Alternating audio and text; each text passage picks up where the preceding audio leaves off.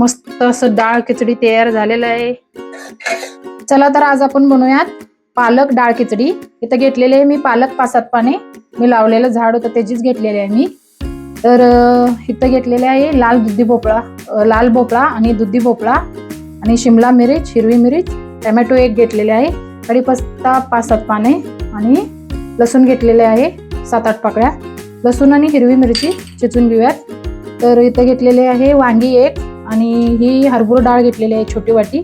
आणि इथं घेतलेले आहे आपलं मूग डाळ हरभरा डाळ धुवून घेतलेले आहे. तांदूळ घेतलेले आहे 1 वाटी.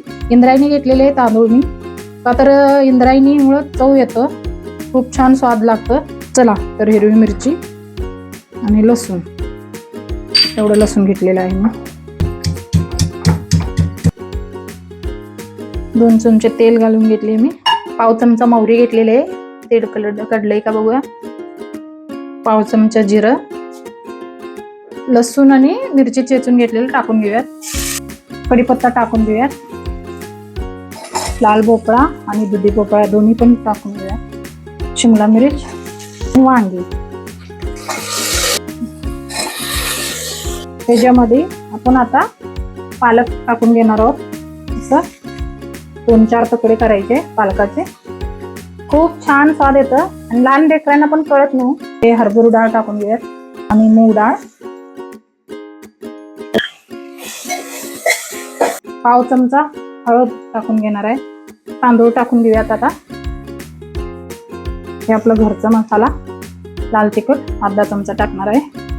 1 चमचा मीठ टाकलेले आहे. पाणी मी गरम करून घेतलेलं आहे, त्याच्यामुळं हे 5 मिनिटात शिजून आपला डाळ पालक खिचडी तयार होतोय. चला तर मग बघूया डाळ खिचडी कशी झाली आहे. हे बघा अशी मस्त डाळ खिचडी झालेली आहे. ह्याच्यामध्ये आपण कोथिंबीर टाकून घेणार आहोत थोडं आणि अर्धा चमचा तूप, देशी गावरान तूप आहे, अर्धा चमचा तूप टाकून घेऊयात. हे बघा मस्त असं डाळ खिचडी तयार झालेलं आहे.